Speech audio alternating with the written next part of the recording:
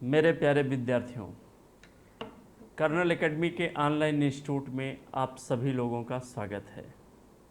मैं पंडित अमरेश भट्ट हिंदी विषय को लेकर के आया हूँ और आज हम हिंदी में उस टॉपिक पर बात करेंगे जो एक बहुत ही आसान और सरल टॉपिक है, लेकिन जब तक किसी भी टॉपिक के बारे में हमको ज्ञान नहीं होता है तब तक वो कठिन बना रहता है।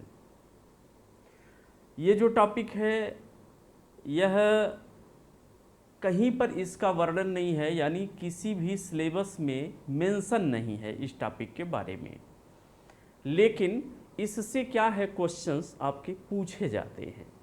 पहली बार जब हुआ, पहली बार 2006 में मुझे याद आ रहा है कि ये क्वेश्चन समीक्षा अधिकारी एवं सहायक समीक्षा अधिकारी में पूछा गया था। तो बहुत सारे लड़के जो है हमारे पास इस क्वेश्चन को लेकर के आए थे। हालांकि मैं पढ़ाता शुरू से हूँ कि ये कभी भी क्वेश्चन पूछा जा सकता है, क्योंकि एक रिलेवेंट टॉपिक है कि जो एक चैप्टर के पहले इसकी जानकारी होनी आवश्यक होती है। तो इसलिए मैं इसको शुरू से ही पढ़ाता हूँ। अलग बात है कि इसका मेंशन नहीं होता है। अभी हाल ही में परीक्षा एक हुआ है, यूपी SSSC के द्वारा एग्ज़ाम हुआ है, उसमें भी इसको पूछा गया है। तो है तो बेहद आसान, लेकिन जब तक हमको जानकारी नहीं होती है तब तक वो हमारे लिए टॉपिक कठिन बने रहते हैं, और जब जानकारी हो जाती है तो वह हमारे लिए आसान हो जाते हैं। तो हम जो है आज उस टॉपिक के बारे में बात करते हैं जो एक अछूता टॉपिक है। किताबों में भी इसका बहुत वर्णन नहीं है, लेकिन इससे क्वेश्चन मैं देख रहा हूँ कि दिन प्रतिदिन अब बनने वाले हैं। आसान टॉपिक है और क्वेश्चन भी इससे जो आते हैं बड़े अच्छे रहते हैं, आप आसानी से कर ले जाएंगे। लेकिन कब कर ले जाएंगे? जब आपको जानकारी हो जाएगी। तो आइए हम स्टार्ट करते हैं। उस टॉपिक का नाम होता है वर्तनी विश्लेषण या वर्ण विच्छेद। इसी को इंग्लिश में जो कहते हैं वह स्पेलिंग एनालिसिस कहते हैं। यानी हम जो है ये वर्तनी विश्लेषण या अथवा वर्ण विच्छेद के नाम से इसको हम जानते हैं। इंग्लिश में इसको हम स्पेलिंग एनालिसिस के नाम से जानते हैं।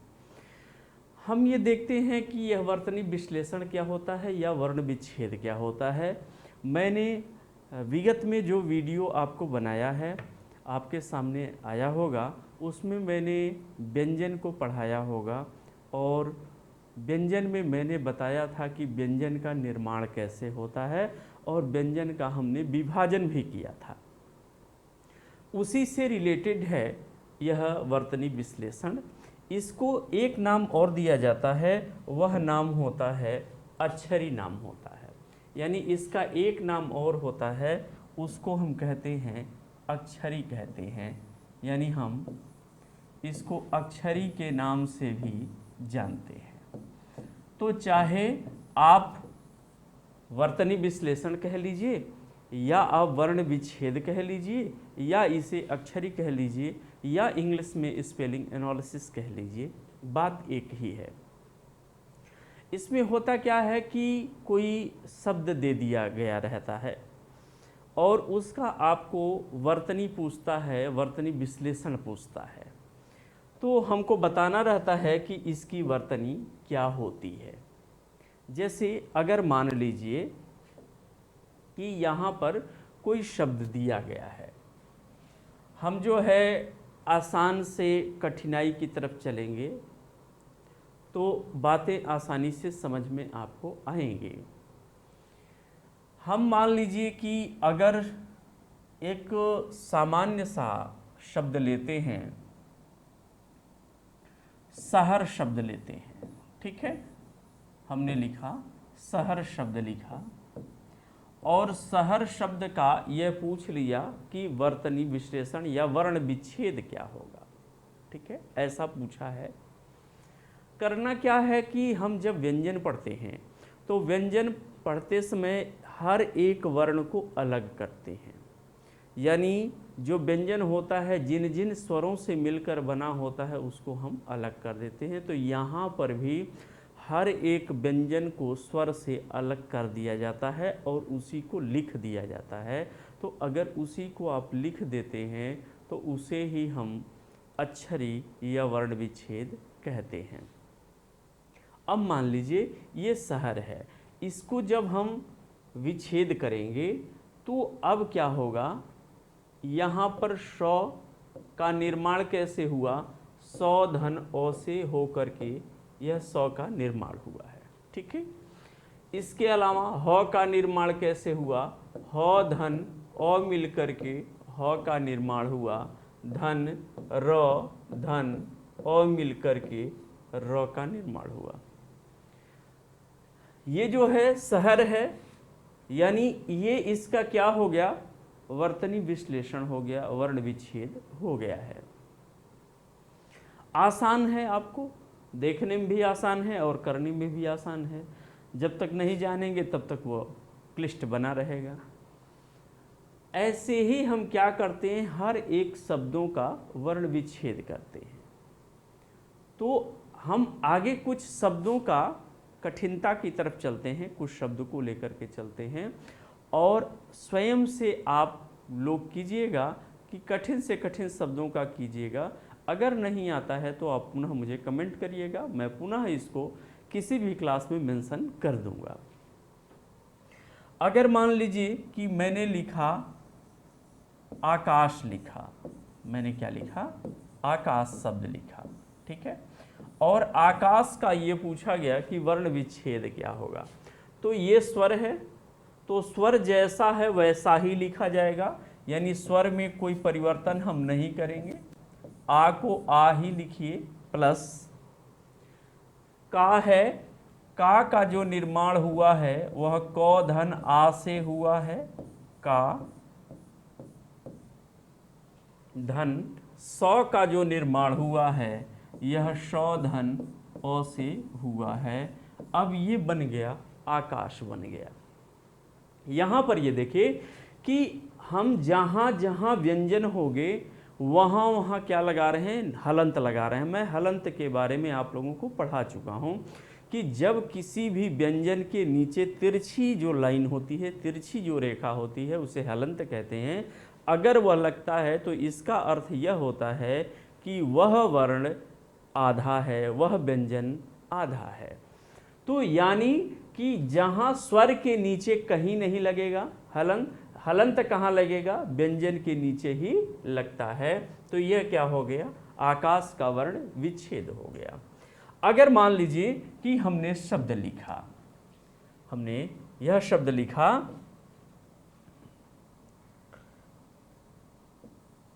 ईश्वर लिखा, हमने क्या लिखा, ईश्वर लिखा। चलिए ऐसा हमने लिखता है। अब यहां पर देखिए ई है, तो ई है तो ई को ई की ही तरह लिखेंगे, ऐसा ही लिखेंगे, धन आप कर देंगे। ये आधा सौ है तो इस आधा सौ को लिखने के लिए हम यह पूरा 100 लिख करके नीचे हलंत लगा देंगे, तभी भी क्या हो जाएगा, यह आधा 100 ही होगा, कोई अंतर नहीं है लिखने में।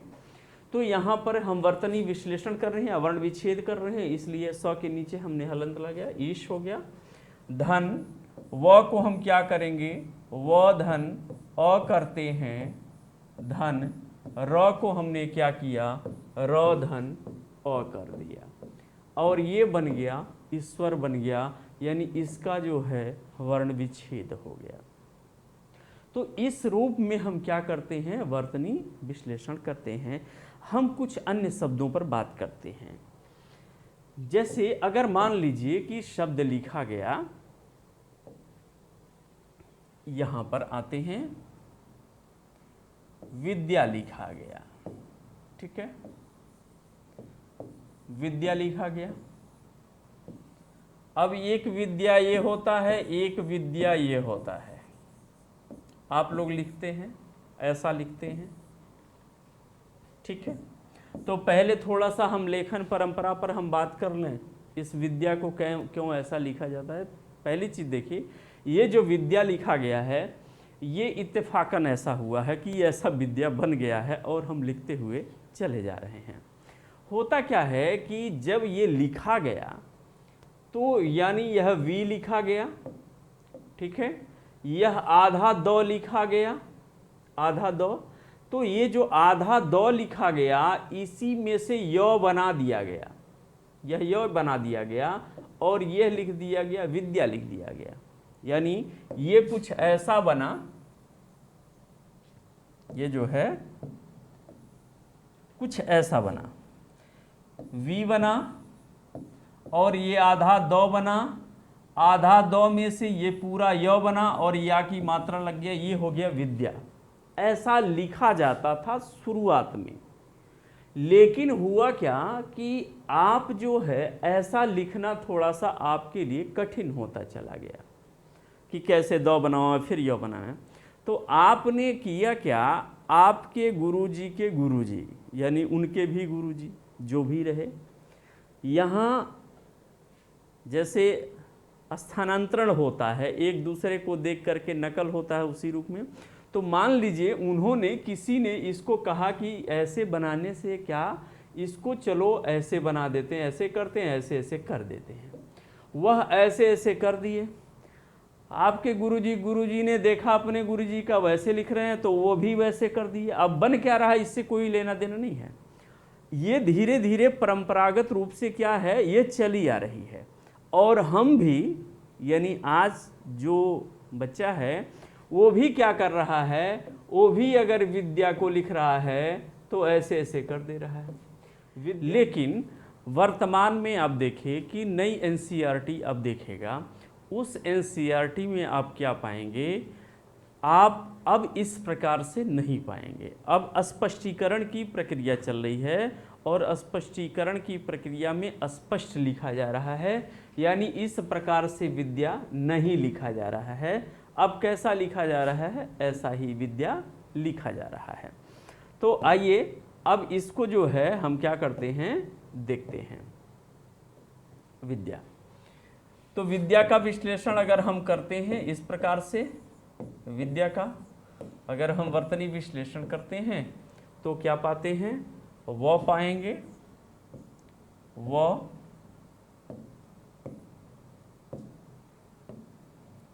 वो धन क्या होगा, वी का निर्माण कैसे होगा, वो धन ई से, वो धन ई से मिलकर क्या बना, वी बना, धन द धन यो धन आ, यह मिलकर के क्या बन गया, विद्या बन गया। ठीक है, आगे विद्यालय भी आप लिख सकते हैं। समीक्षाधिकारी एवं सहायक समीक्षाधिकारी में ऐसे विद्यालय ही पूछा हुआ था संभवतः। तो आप जो है विद्या को इस प्रकार से वर्ण विच्छेद कर सकते हैं। अगर मान लीजिए कि हमने लिखा केसर लिखा, हमने क्या लिखा, या केश लिखा, थोड़ा सा केस लिखा, तो केस लिखा तो केस को हम कैसे लिखेंगे, यानी क लिखेंगे, धन, अब के बनाना है तो क धन ए से मिलकर क्या बनेगा, के बनेगा, क धन ए, के धन स धन अ, यह मिलकर के क्या बन गया, केस बन गया। अन्य शब्दावलियों पर अगर हम बात करें तो देखें, अगर मान लीजिए कि मैंने लिखा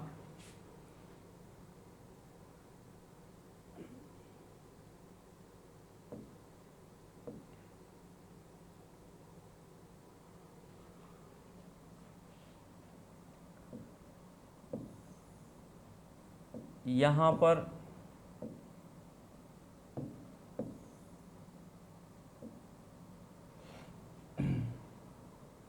मान लीजिए हमने लिखा न्याय, लिखा, एक शब्द ले लेते हैं, न्याय ले लेते हैं। तो न्याय हम कैसे लिखेंगे, आसान है, आधा नौ पहले ही है, ठीक है, धन य धन आ धन य धन अ, यही तो होगा, धन य धन अ। ये क्या बन गया? न्याय बन गया। अगर मान लीजिए हमने लिखा, शब्द लिखा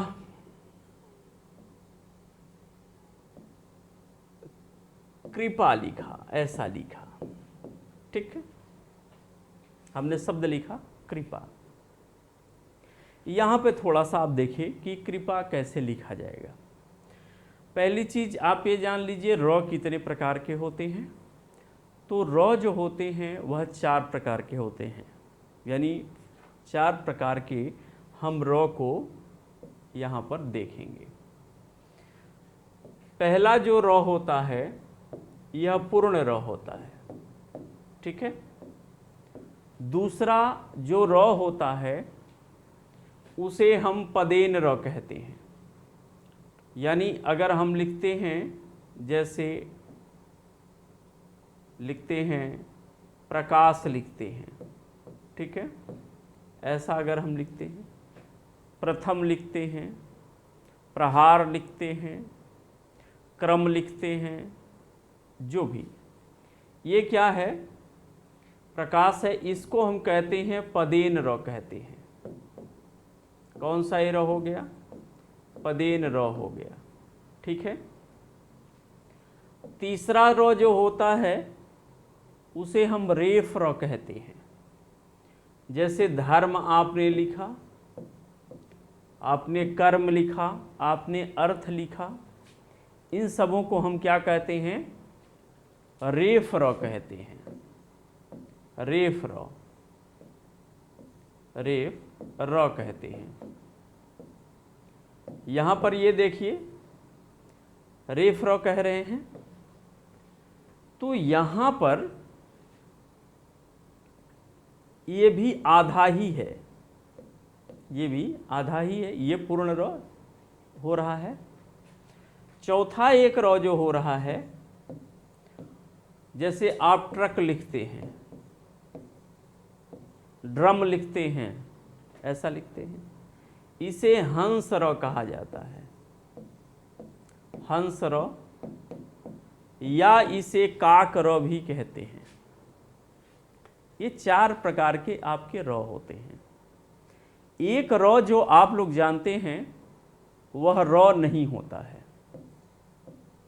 आप लोग जो है ऐसा कृपा जैसे मैंने लिखा है, या हमने गृह लिखा, इसको आप लोग र जानते हैं, लेकिन ये र नहीं होता है। ये क्या होता है? यह बल्कि र न हो करके यह जो है अलग होता है, ये री होता है। ये जहां पर इसका उच्चारण होगा वहीं पर बोला जाएगा। ये पदेन र जहां पर इसका उच्चारण होता है उसके बाद इसका प्रोनाउंसिएशन होता है। ये जहां पर होता है तो उसके पहले लिखा जाता है, ये भी जहां होता है तो उसके बाद ही लिखा जाता है। अभी इस पर हम बात करेंगे। अब हम आते हैं कृपा शब्द पर आते हैं, इस पर हम बात करते हैं आपसे। इस शब्द पर, कृपा पर बात करते हैं, ठीक है। तो यहां पर देखेंगे कि कृपा में हम कैसे लिख रहे हैं। कृपा को कैसे इसका वर्ण विच्छेद हम कर रहे हैं। तो क्री का जो निर्माण हुआ है वह क धन री से हुआ है। किससे हुआ है? क धन री से मिलकर के क्री का निर्माण हुआ है। धन प धन आ, ये क्या हो गया? कृपा हो गया। यानी क्री का जो निर्माण हुआ वह क धन री से हो रहा है, यह क्री हो गया। तो जहां पर इस प्रकार से आप पाइएगा, अगर मान लीजिए गृह आपने लिखा है तो गृह का मतलब हुआ ग हुआ और धन क्या हुआ? री हुआ, धन ह हुआ, धन अ हुआ, गृह। कृषक ऐसे आप लिखते हैं, क धन री होते हैं, कृषक होते हैं। यानी इस प्रकार से क्या करते हैं, हम इसका वर्तनी विश्लेषण करते हैं। अब मान लीजिए कि हमने ये शब्द लिखा, धर्म लिखा, शब्द क्या लिखा, धर्म लिखा। अब धर्म यहां लिखे तो बोल क्या रहे हैं, जैसा प्रोनाउंसिएशन है वैसा ही हम वर्ण विच्छेद करेंगे। ध के बाद आपने क्या बोला, र बोला, र के बाद क्या बोले, म बोले, धर्म ऐसा बोल रहे हैं। तो पहली चीज ध को आप करिए, ध धन औ मिलकर के क्या हो गया, धर हो गया, ध हो गया। फिर धर आधा र, रेफ र, धन म धन अ, यह क्या हो गए, धर्म हो गए।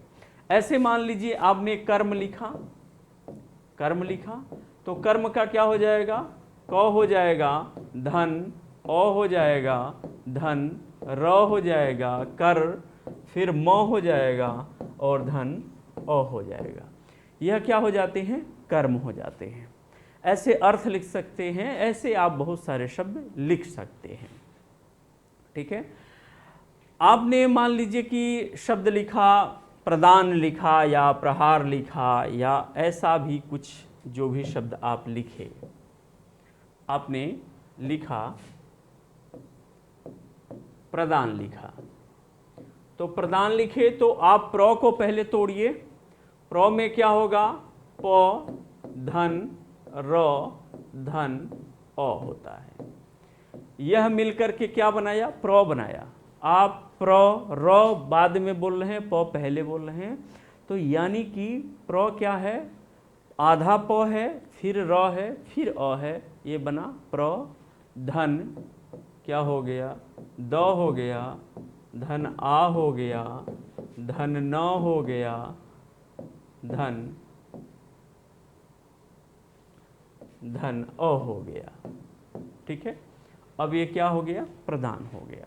ठीक है, आप जो भी शब्द लिखना चाहते हैं उस शब्द को आप लिख सकते हैं। अगर मान लीजिए कि हमने शब्द लिखा डिम्पल लिखा, हमने क्या लिखा, डिम्पल लिखा।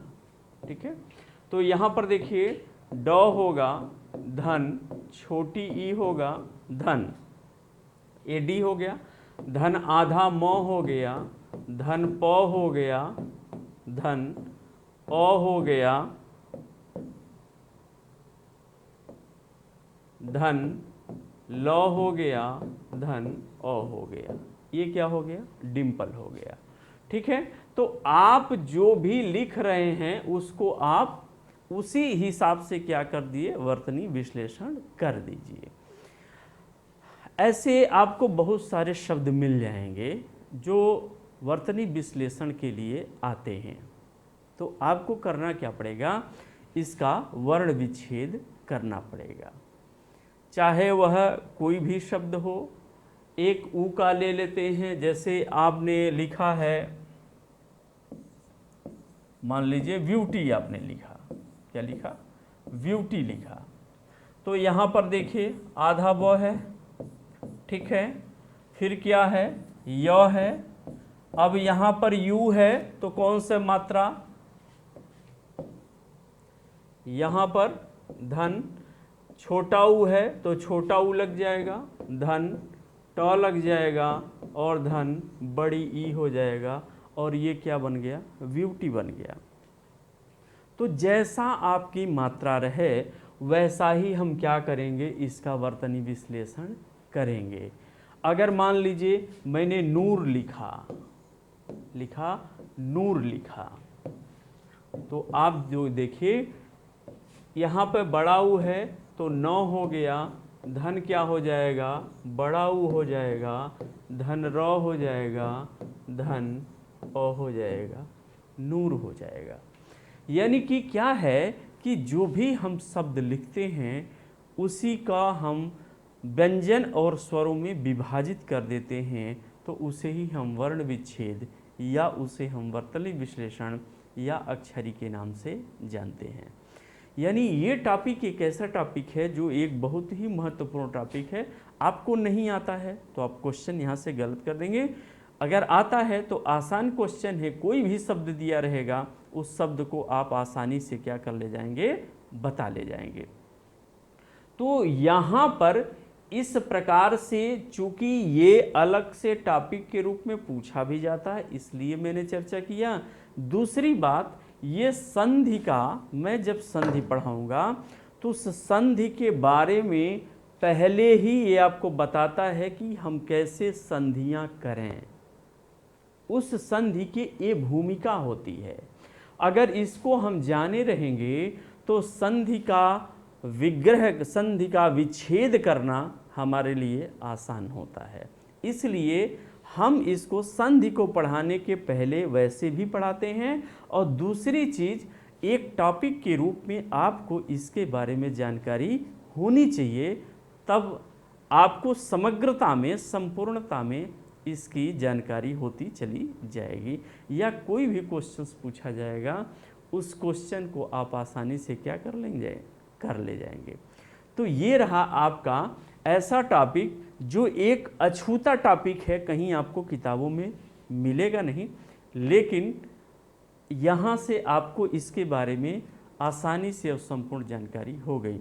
आशा ये करते हैं कि आपको इसके बारे में आसानी से यह समझ में टॉपिक आ गया होगा, और आप भी अपने जो भी जहन में शब्द आएंगे उन शब्दों को लिखने का प्रयास करिएगा।